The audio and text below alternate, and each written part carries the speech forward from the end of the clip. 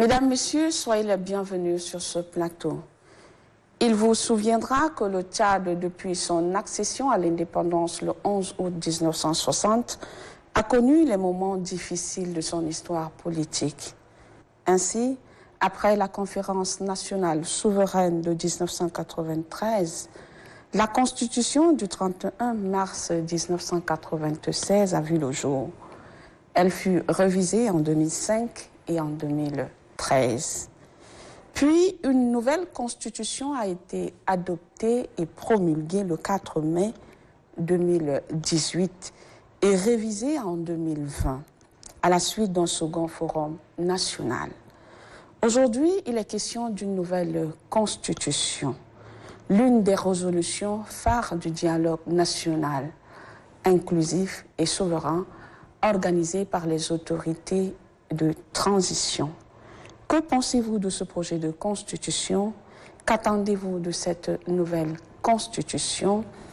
Nous avons deux juristes sur le plateau pour en parler.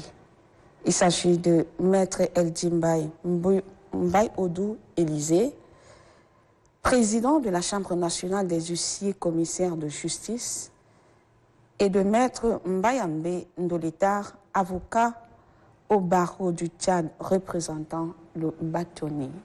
Bienvenue à vous. Merci. Soyez les bienvenus sur ce plateau. Merci. Avant d'entrer dans le vif du sujet, parlez-nous brièvement de vos organisations. On va commencer par la Chambre nationale des huissiers, avec vous, maître.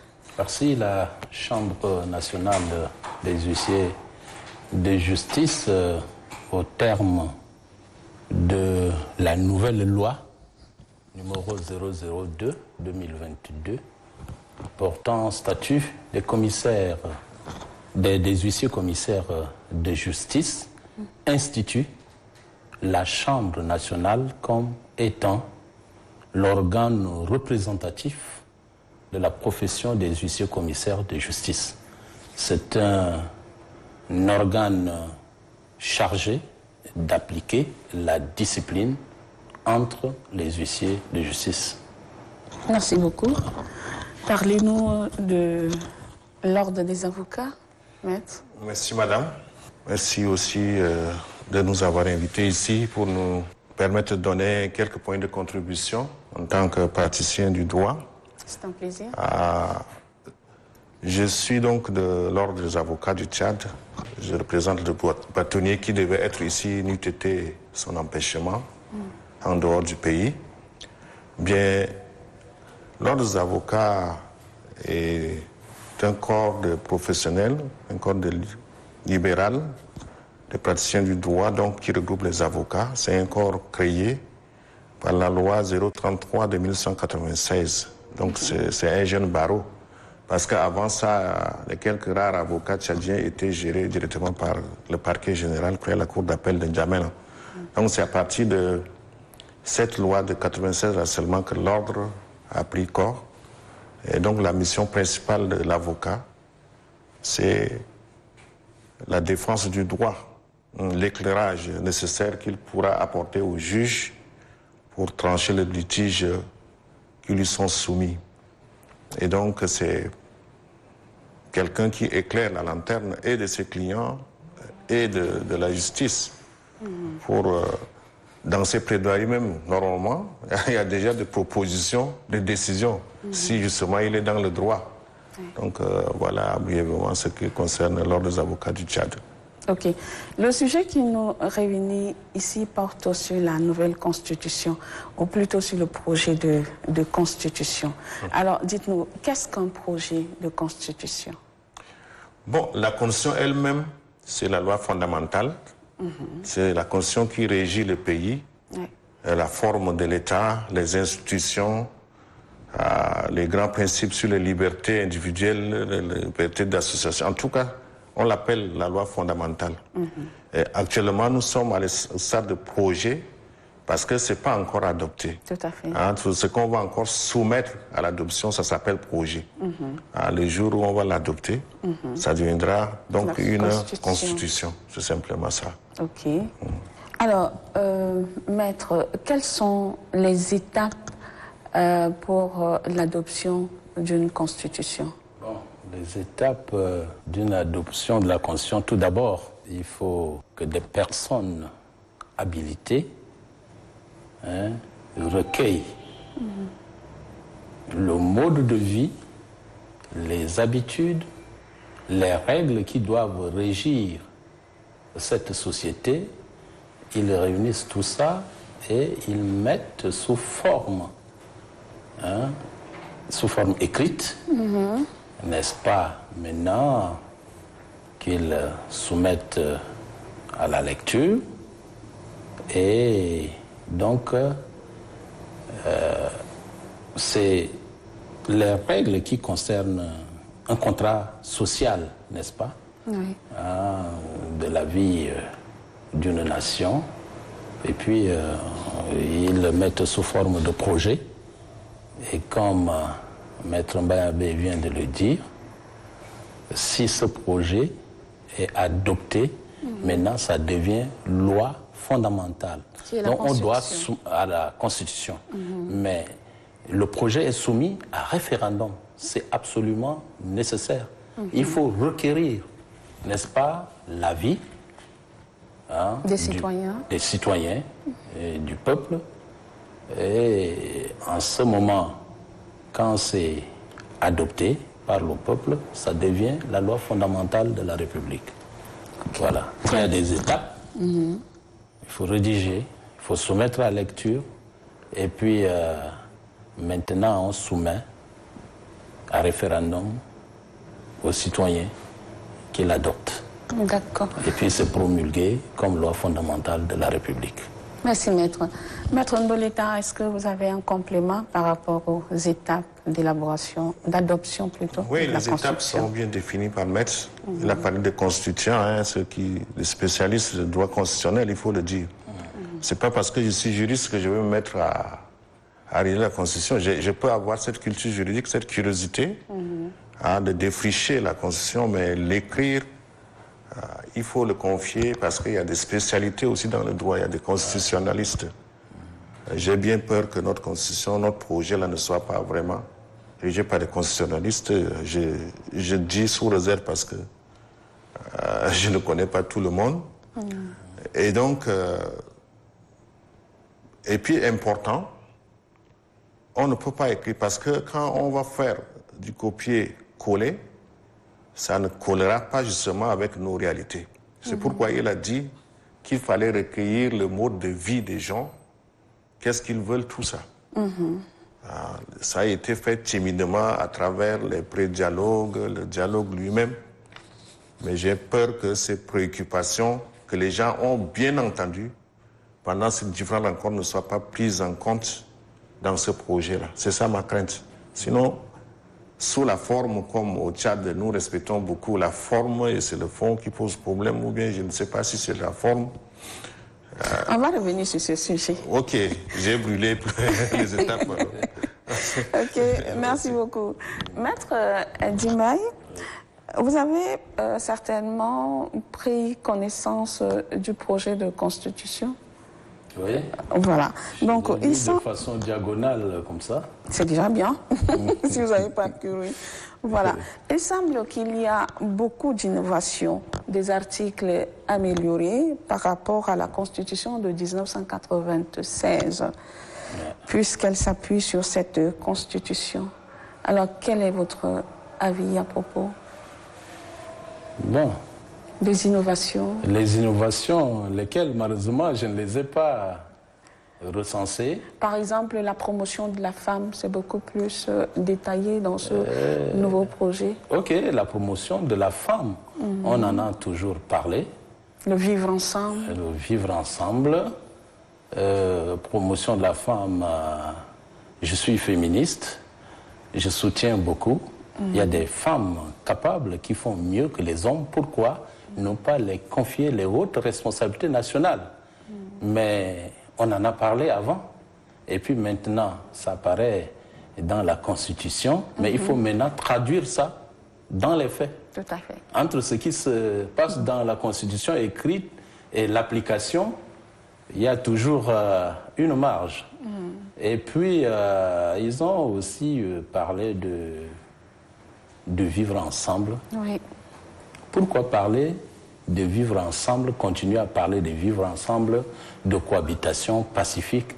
Cela sous-entend un problème. Oui. Depuis les indépendances jusqu'à nos jours, on ne parle que de conflits, des conflits ruraux, des conflits agriculteurs-éleveurs et tout ça. Et jamais le Tchadien n'a connu véritablement la paix. Alors, quelles sont les raisons qui expliquent cela? Et puis, est-ce que c'est le fait de mettre dans la Constitution les femmes, la promotion des femmes, ou bien le vivre ensemble? Est-ce que c'est ça qui va amener vraiment à ce qu'on atteigne les résultats Il y a des escomptés? droits aussi, semble-t-il, qui ne figuraient pas peut-être dans la Constitution de 1996, qui figurent dans le projet de Constitution. Oui. Oui. Oui. Certaines libertés, par exemple. Les libertés, quel genre de liberté qui n'a pas été prévu dans les anciennes constitutions que je sache? Sinon, c'est vrai, on parle davantage des libertés fondamentales, des droits, le vivre ensemble, la promotion des femmes, comme on venait de dire. C'est bien beau de les recenser, de les écrire.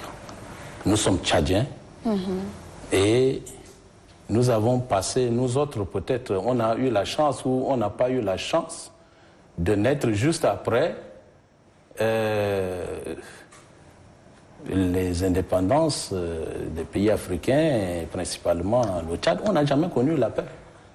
Et je pense peut-être qu'avec la nouvelle constitution, comme toutes les règles sont écrites, on va vivre dans le respect mutuel pour parler du vivre ensemble. Ok, merci beaucoup. Quel est votre avis, maître, par rapport à ces innovations? Si j'ai un avis, moi je ne vois pas d'innovation. Le bon vivre, c'est quoi? Il y a une règle à suivre. C'est comme je suis un berger, j'ai un bâton à la main, les moutons sont devant moi, c'est ça la ligne. Celui qui va à gauche, un coup de bâton, il revient ici. À droite, un coup de bâton. Quand je dis comme ça, vous comprenez de quoi il s'agit. Il s'agit d'appliquer la loi. Ce n'est pas le meilleur mot de la Constitution, mais c'est l'application de textes. Maître El Djibaï, qu'est-ce que vous attendez de ce projet de Constitution? Bon, comme Maître Mbayabé vient de dire, moi, je n'attends pas grand-chose de ce projet de Constitution. Les constitutions, il y avait toujours eu des constitutions. Est-ce qu'on peut dire que les anciennes constitutions ont été de mauvaises constitutions? C'est pourquoi le Tchad n'a jamais connu la paix. Est-ce que nous sommes en mesure de dire cela? C'est pas ça non plus. Le grand problème, c'est son application. C'est son application. Le grand problème, c'est la gouvernance. Ça, on le dit. L'ancienne... Bon, on ne peut pas parler de l'ancienne alors qu'il n'y a pas encore une nouvelle constitution, la charte, qui nous régit maintenant. Dans la charte-là, il est question des libertés publiques, mais aussi individuelles. Il est question de droit d'exprimer son opinion, n'est-ce pas? Il est question, par exemple, des marches pour exprimer une opinion. C'est la traduction dans les faits qui fait de la Constitution, ce qu'on appelle Constitution, et c'est son application. C'est son application qui fait d'elle ce qu'on appelle la Constitution. Vous voyez ça? C'est pourquoi tout à l'heure je disais que attendons de voir si par bâton magique ce projet de Constitution, quand ce sera adopté, comme par baguette magique, tous les articles qui sont écrits seront appliqués à la lettre. C'est ce que je dis en matière de droit. Et donc, maître, qu'est-ce qu'il faut faire dans ce sens? C'est clair. Il faut qu'on change de comportement. on change de mentalité. Ça commence du premier responsable de la République jusqu'au citoyen lambda. Il faut changer de comportement. Si on ne change pas de comportement, ne soyez pas surpris que ce beau projet de texte-là soit classé et puis les Tchadiens sont encore quelque part là en train de se taper dessus, en train de se détruire et tout ça. C'est son application. C'est sa mise en traduire dans les faits. Et comme huissier de justice, je dis que l'exécution, par exemple, d'une décision de justice est le prolongement naturel de l'accès au droit. Si les juges rendent de belles décisions et que ce n'est pas traduit dans les faits, c'est une comédie. C'est une simple comédie parce que la personne titulaire du droit n'a pas la possibilité de palper du doigt ce qui a été décidé. Or, il y a un principe général du droit qui dit ce qui a été dit doit être fait. Vous voyez ça? Voilà. Nos attentes sont énormes. Lesquelles? Par rapport à... Vous pouvez citer quelques-unes? Pour changer le comportement. C'est-à-dire la vie au quotidien, là. Quand on doit poser un acte, on doit toujours se référer à la loi fondamentale. Qui est la Constitution. Qui est la Constitution. Vous voyez ça? Le comportement. C'est ça qui doit changer. Ce n'est pas les constitutions qui doivent changer pour changer des choses, mais c'est le comportement qui doivent radicalement changer. Parce qu'on n'a pas le droit de s'épanouir. Moi, qu'est-ce qui fait que je dois me sentir comme Tchadien quand mes droits sont foulés aux pieds? C'est ça le grand problème. Et les gouvernants doivent entendre ça. Ok, merci beaucoup, Maître. Merci à vous d'être passé sur ce plateau. Mesdames et messieurs, c'est la fin de cette émission. Je rappelle que j'ai reçu sur ce plateau Maître Eldima Mbayonde Élysée, qui est le président de la Chambre nationale des huissiers commissaires de justice. Maître, merci beaucoup d'être passé sur ce plateau. Je vous remercie. Maître Mbayambe Ndoleta, avocat au barreau du Tchad, représentant le bâtonnier. Merci beaucoup, Maître. Merci, c'est à moi de vous remercier. Restez sur Télé Tchad, nos programmes continuent et à très bientôt.